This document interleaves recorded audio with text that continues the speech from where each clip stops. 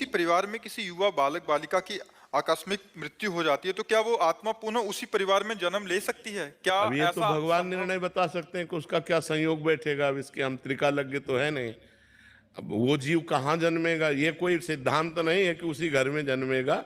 ऐसा कोई सिद्धांत नहीं है कि दोनों एक साथ मरे तो एक ही साथ जन्मेंगे, ऐसा भी सिद्धांत नहीं है। अब वो क्या उसके कर्म है, कौन सा शुभ कर्म कौन सा अशुभ कर्म उसको कहाँ ले जाता है, ये तो विधान ने जो लिख दिया वही है विधान।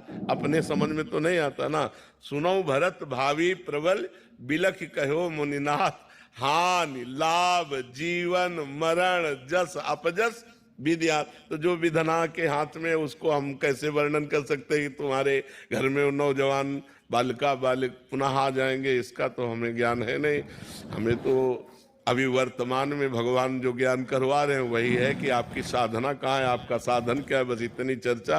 ये तो ब्रह्मा जी बता सकते हैं कि वो कहाँ जन्मेगा। एक क्वेश्चन मेरे अभी हृदय में आया। मैं जब भी जैसे मैं तो साधना माई की करता हूँ, जैसे मैं वृंदावन में या राम अयोध्या में जाता हूँ तो मुझे कुछ ऐसी एनर्जी ऐसा कुछ है ऐसा है। तो वो ऐसा भक्ति की साधना का ये क्या? हाँ, हृदय जितना पवित्र होता है ना उतने वो पकड़ता है। तो अभी मेरे को जो है वो जो अनुभूति हो रही। हाँ, जो वातावरण है ना, तो जैसा जैसा हृदय पवित्र होता है वैसा वैसा पकड़ता है, वैसे आनंद की अनुभूति होती है, वैसे दिव्यता की अनुभूति होने लगती है। अब वृंदावन धाम है, जनसाधारण आते हैं तो उनको एक बाजार जैसा शहर जैसा दिखाई देता है। भक्त आते हैं तो जिस कोटि की भक्ति होती है उस कोटि का हृदय उनका उफान मारता है, आनंद मारता है। आनंद वही आके फिर वो फिर हमारे को साधना और भक्ति दोनों जो है मैच करती है। बिल्कुल। फिर वो शरीर को थोड़ा सा कष्ट जी। चलो ये लगता है कि हो क्या रहा है।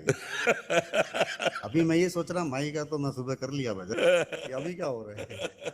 ये आनंद आनंद का। तो मैंने ये कई बार मैंने पूछा तो कहा, कई संतों ने कहा कि भक्ति की जगह आके साधना करना, साधना की जगह भक्ति करना। यहाँ भगवान जो है राधा रानी का स्थान है, कृष्ण जी का स्थान है। अब यहाँ पे आप आके फट सुहा करेंगे तो वो तो नहीं है। यहाँ अगर यहाँ कुछ ना करेंगे, यहाँ आप कुछ भी ना करेंगे तो भी आपको अनुभव होगा, क्योंकि ये करने की भूमि नहीं है, ये होने की भूमि है।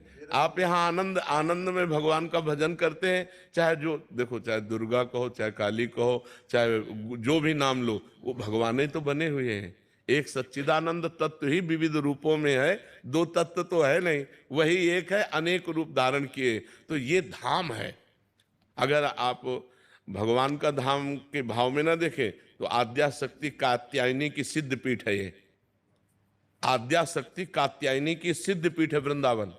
यहाँ कात्यायनी की उपासना करके और श्री गोविंद को पति रूप में ब्रज गोपियों ने प्राप्त है। ये सिद्ध पीठ है, कहा हमारे है वृंदावन में कात्यायनी पीठ है। तो यहाँ तो जो परमाणु चाहो वो परमाणु व्याप्त है। शिवो हम के चाहो शिवो, हम के दास हो, हम के चाहो दास हो, हम के, यहाँ सब परमाणु व्याप्त है। धाम है ना पूरा टोटल, यहाँ पावर ही पावर है। जो पावर वाला आता है उसको अपना पावर, जो जैसा आनंद लेना चाहे वैसे आनंद के अनुसार। महाराज जी के अयोध्या में जाता हूँ तो अक्सर ये महसूस होता है। अभी मैं उड़ रहा था ये शशि प्रभा जी, छत्तीसगढ़ से। राधे राधे महाराज जी, आपके चरणों में कोटि कोटि प्रणाम। महाराज जी, मेरे मन में एक प्रश्न है कि वो हर पल व्यथित करता रहता है। किसी भी कार्य को आरंभ करने से पूर्व मेरे मन में नकारात्मक विचारों का आगमन हो जाता है। प्रत्येक